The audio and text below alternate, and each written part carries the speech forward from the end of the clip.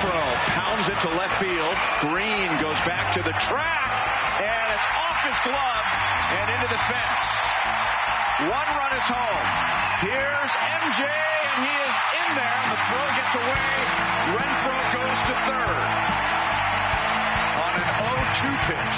Shake off those Monday blues and start out by saying, hey, hey, hey, hey, the Kansas City Royals were victorious over the Detroit Tigers tonight in their series opener, putting the Tigers below 500, and the Royals were big on the scoreboard, winning 8-3, out hitting the Detroit Tigers 11-7.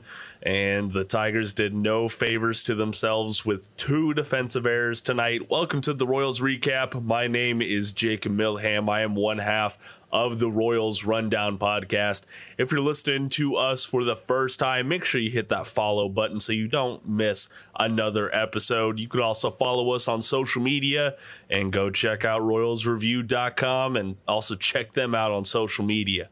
But let's go ahead and get to the game. So some programming notes. We're going to have some more interviews following the first ad break. So we will hear from manager Matt Quatraro during his dugout availability pregame tonight, talking about Sam Long, the newest addition to the Kansas City Royals. If you missed it, the Royals designated pitcher Matt Sauer for assignment this afternoon and called up Sam Long. We'll see if Sauer makes it through waivers. We'll see if the Yankees want him back. I'm not optimistic about him coming back to the minor league system, but we'll see what happens. But I want to make sure that y'all hear from Q about Long, and then we'll hear from Long himself, followed by the normal post-game stuff, Michael Massey, and then Matt Quatraro.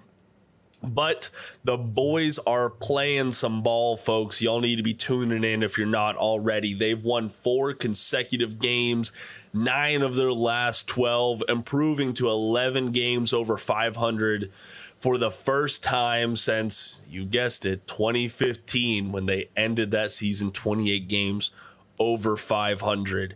But we're moving past 2015 right now because they're strong early on in the season, something we haven't seen this strong of a start since 1989. All right, matching the second best 49 game start in franchise history. The best mark in that span, the 31-18 1976 Royals. So you have to go back pretty far to find a Royals team who has started off this strong early in the season and continued it. It is absolutely crazy to think about the fact that the Royals did not get their 30th win of the season in 2023 until late July. Like, do you remember Jake Eisenberg's walk-off Bobby Witt Jr. home run call where he had that home run against the Twins, I believe it was? Yeah, that was their 30th win of the season. All right, it's May 20th. We are well ahead of what you call, I don't want to say schedule, but we're well ahead of expectations. And Michael Wacha is the guy who really got it done tonight. We'll talk about the lineup in a little bit, but Michael Wacha has really rebounded nicely. He won his 3rd consecutive start, and in his past 3 starts, he has a 2.37 ERA, and opponents are just hitting 176 off of him. All right, that is great stuff. And after, earlier on in the season, folks were getting a lot of hits off of him. And then that started translating into runs. And tonight he pitched 7 innings. He did allow 6 hits, but only 2 earned runs, 1 walk with 3 strikeouts, and one of those earned runs was a home run. You can't ask for much more from the starter, and only threw 89 pitches in those 7 innings. He was extremely efficient tonight. Backing him up out of the bullpen, there was some good and bad there.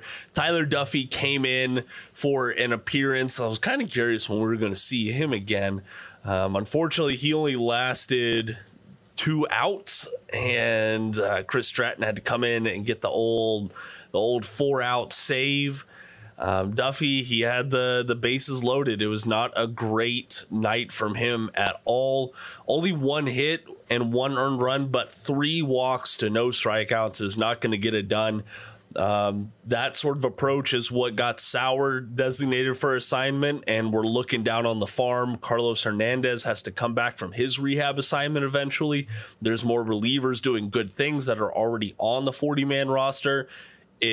I'll credit, I believe it was either David Lesky or Kevin O'Brien. Actually, no, it was my co-host. It was Jeremy who said this. Goodness gracious. Talking about how Duffy is a guy who each appearance is kind of pitching for his job, pitching for his spot on this 26-man roster. And his appearance tonight did nothing but cement the fact that he should be the next guy out of this bullpen, the next guy to be sent back to Omaha, designated for assignment, however that works. I'm unaware of his options status, truth be told. Like I said, Chris Stratton came in, cleaned up his mess behind him. 1 1/3 innings, no hits, no earned runs, 1 strikeout. We saw him warm up a couple of times to back up some late inning shaky appearances. So it was good to see Chris get an actual opportunity to come out of the bullpen and get a save against the Detroit Tigers. Let's go ahead and go up and down this lineup because there was a lot to like, and I have to give credit where it's due. The bottom third of the lineup, MJ Melendez, Hunter Renfroe, and Kyle Isbell, they got things done when you needed them to get it done. Hunter Renfroe, you heard his bases clearing triple to open up the episode, getting 2 RBIs. Melendez, Renfroe, and Isbell each had a strikeout each, so that's not great, but all of them reached base safely one way or another, so that is good. Let's go ahead and go to the top. Michael Garcia, 1 walk, 1 hit, 1 RBI to his name. He is still a steady, if not stellar, leadoff man. Bobby Witt Jr., I'm still waiting for him to get on a hot streak. We haven't seen that in a little while, but he still had a hit tonight. He still had a walk. Vinny Pasquantino, we were all a little scared after that injury moment. It looked like he was clutching his back. I thought maybe it was an oblique at first. I was like, oh, that's the last thing that guy needs is an oblique strain. You know how hard those are to come back from. At the plate, he did have a run scored. He did have an RBI and a walk. No hits tonight, though, unfortunately. Salvador Perez, the team captain, as tonight's designated hitter, really getting things done. Did have 2 hits, 1 RBI on his solo shot, his team leading 9th of the year. Kudos to him, just tacking on those RBIs. And then Michael Massey, who you will hear from later on in the interview portion, he was stellar tonight. 3 hits, 1 home run, broke up an impressive streak from Reese Olson. So get this. The last time Olson allowed a home run was back in September 26, 2023. So he's gone 54 innings between then and Massey's home run. That was the longest homerless streak allowed by a pitcher, and Massey was the one who broke that up. So kudos to him. And then Freddie Fermin, I have to give more kudos to Jeremy because he talked about, hey, if Freddie's hitting, then get him behind the plate some more. Play Perez at first, put him in a DH, see what happens. And Fermin only added more fuel to that approach because he did have a 2-hit, 1 RBI night. His batting average up on the year, 288. That's really good. That is very, very good. He doesn't have a whole lot of slugging potential, but he's still getting things done. And I couldn't ask for more. The team was solid with runners in scoring position, going 4 for 10, only leaving 7 runners on base. The defense, the fielding behind Wacha was also very impressive tonight, especially in comparison to the Tigers, who were pretty woeful at points. And this was one of those games where it looked like we were watching the 2023 Royals play against a team. You know what I mean? Just those moments where they shoot themselves in the foot and they really put the game out of reach due to their own mistakes. That is how the Detroit Tigers played tonight. And I kind of do feel bad for Reese Olson. The guy is 0-5, but how the heck does he have a 2.16 ERA and 0-5? Explain that to me. All that matters, though, is your Kansas City Royals are 30-19, folks. All right, like I said, if you're not tuning in, you need to change that soon, and you need to change it fast. You'll get another opportunity to watch them tomorrow night, Tuesday. First pitch is at 6:40 p.m. Kauffman Standard Time. Coming up on the other side of the ad break, we will hear from manager Matt Quatrero and second baseman Michael Massey. Stay tuned. Sam Long could have easily made the team out of spring training. He had a great spring. He's continued to pitch really well in Omaha, and he's deserving of being here.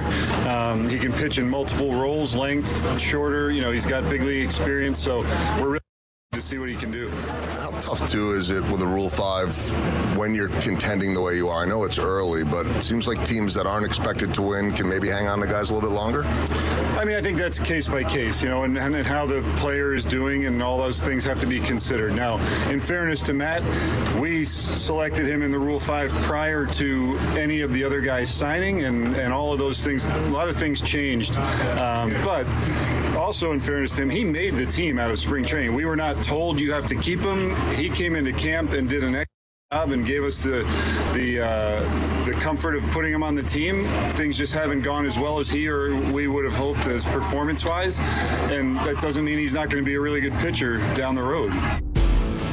I've been following closely. They've been playing well. It's been fun to watch, especially with the group that they brought in this year. It's exciting, and it's good to see that there's some winning baseball going on, so I'm excited to be a part of it. What was it about this organization and this place that made you want to sign here to begin with? Just the meetings that I had with the pitching group coming in before I signed. I wanted to get a good feel for who they are as a group, what their philosophies were, how they saw me fitting in the picture, and as well as where they could see me improving. That they laid out in those meetings early on was pretty clear that they were looking at the right things. For me specifically, it was about pitch usage. Last year, I could have used different pitches in different counts, and that's something that I've focused on in my outings here so far this year, and it's paid off. And that's a credit to the work that they put in scouting me and relaying that information to me to prepare for the season. And so it's been all good, useful information so far. And Joel, Michael Massey, all he needed was a triple to hit for the cycle tonight. Yeah, I mean, I could ask him about that in a minute because his good friend Vinny had a triple yesterday. We'll get there in a moment. What a night for you, the offense, the pitching, the Royals once again. Just want to talk about that, this team's ability to just grind, and suddenly the floodgates open. What is it about this group? Yeah, I mean, we're getting unbelievable starting pitching. Tonight from Walk and, through Reagan, Singh, Lugo, all throughout Marshy. So making our job easy as an offense. We just got to scratch a few across and let the bullpen close it out. Reese Olson has been unbelievable this year, had not allowed a home run since last season. I know you're not going up there thinking home run. How were you able to get to him? I think we're going to get a double one here, Joe. Watch it.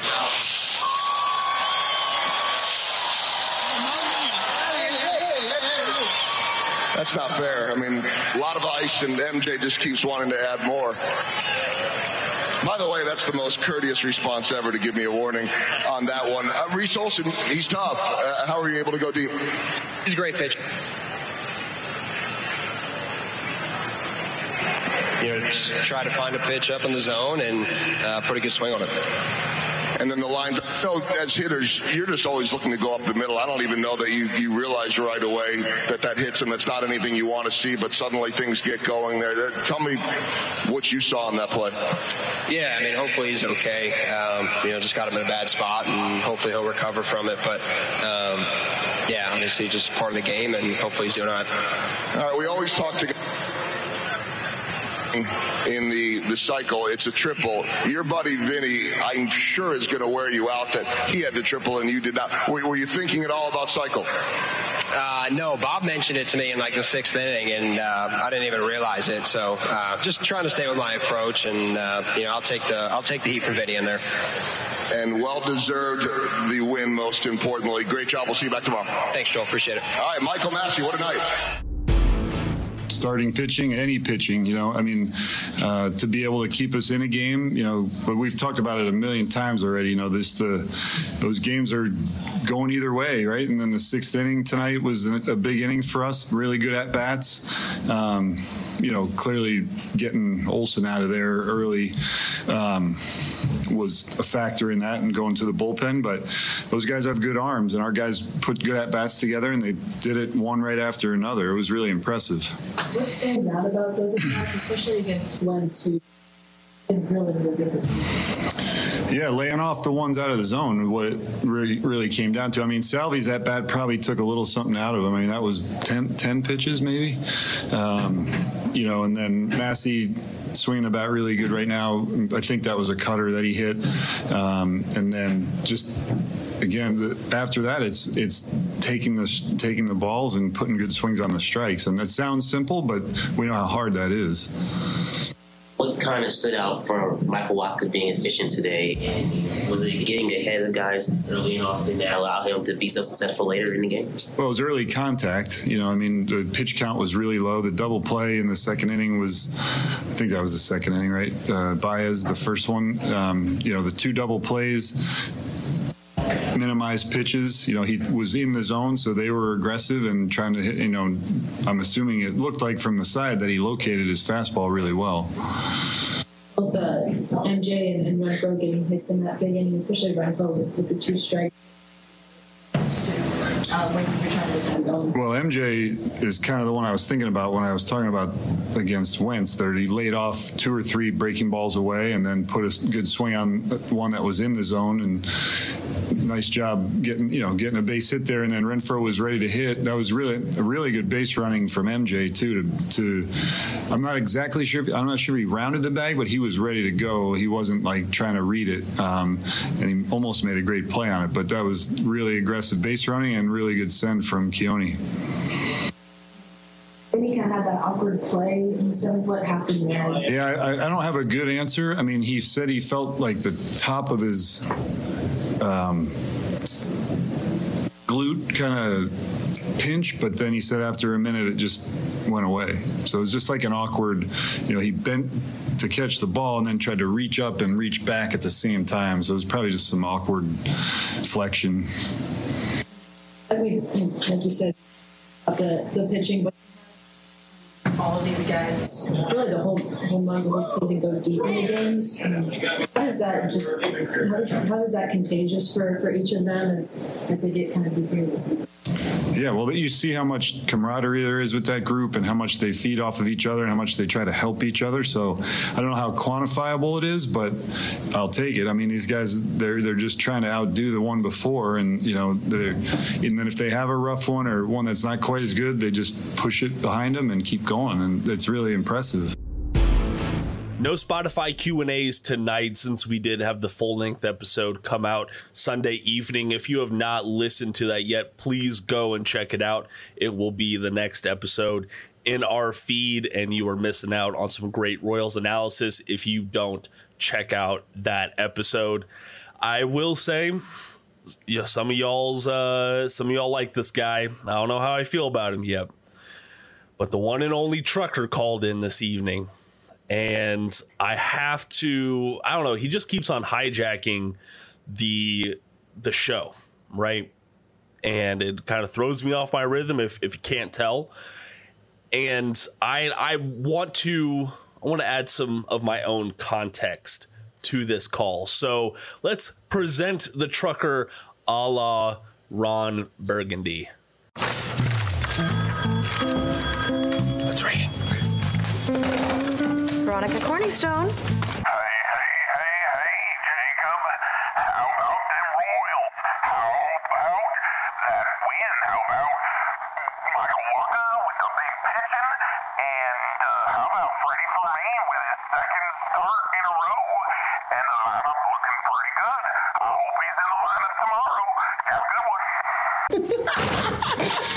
What did you say?